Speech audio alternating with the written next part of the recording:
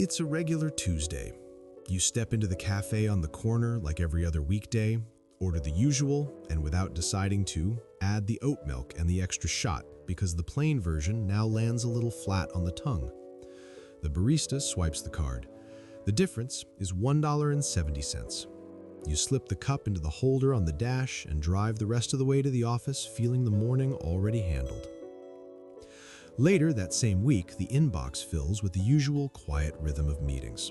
Between two of them, you open the tab for the store you check once a month. A shirt catches the eye. Same cut as the ones already hanging in the closet, only the fabric drapes differently across the shoulders. The collar sits without creasing after an hour at the desk. You add it to the cart, then another because two always ship free. The total lands at $89. Checkout feels like closing a small gap rather than opening a new one. The package arrives 2 days later. You hang both shirts next to the older ones and notice how the row now looks more even in the light. The difference is subtle, the kind no one would point out, yet the mirror registers it as settled. The old shirts still button and still cover. They simply no longer match the version of the day that feels right when you walk into the room. By the end of the month, the bank statement arrives the way it always does. No drama.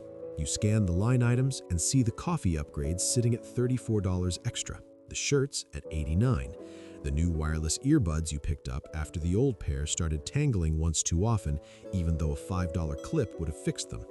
Together, they sit just under $200. Not a red flag, just a shape that has been repeating. You let the number rest there for a moment. If those same dollars had stayed where they were, untouched, the balance would have edged forward by roughly the size of one modest utility bill over the course of the year. The math is simple and quiet, the kind you could run in your head while the kettle boils. It does not argue with the life, it simply sits beside it. The earbuds go into the pocket each morning now without thought. The sound is cleaner on the train, the commute feels less exposed. The real comfort arrives in the small pause when someone glances at the matte black case and the conversation keeps moving without any need to explain or adjust. That pause is what stays with you longer than the audio quality itself. Across town, a friend who reached the other side of the ledger years ago mentions the same brand of earbuds in passing. He bought his when the previous pair stopped working entirely. He keeps them in the same pocket, uses them the same way, yet the purchase never carried the extra layer of making sure the day still looked assembled.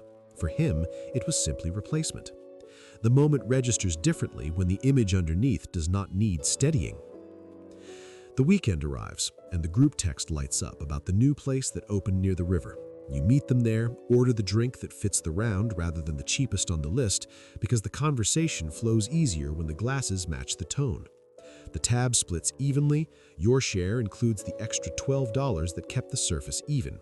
No one notices, least of all you in the moment. Those evenings happen once or twice a month. Over 12 of them, the quiet additions reach another 200 and change. Add the lunches that now happen at the counter with the better lighting instead of the brown bag from home, and the shoes swapped before the soles thinned because the new pair photographs cleaner in the department headshots, and the yearly total for these small alignments sits near the size of the last raise that disappeared before it could compound. You notice the pattern without naming it. The purchases do not defend against hunger or cold or broken brakes. They defend against the version of the reflection that might look slightly out of step with the people moving through the same rooms. The mechanism is gentle. It keeps the unease from pooling in the corners of the day. The life continues at the same speed. The image holds its line. Someone whose numbers have already settled into their own momentum sees the same shirt or the same drink and registers it as simple preference. The purchase does not carry the extra weight of quiet reassurance. It's just fabric or liquid, nothing asked of it beyond its immediate use.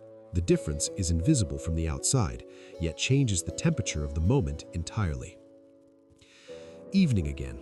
You fold the new shirt after its first wash and place it back on the rod.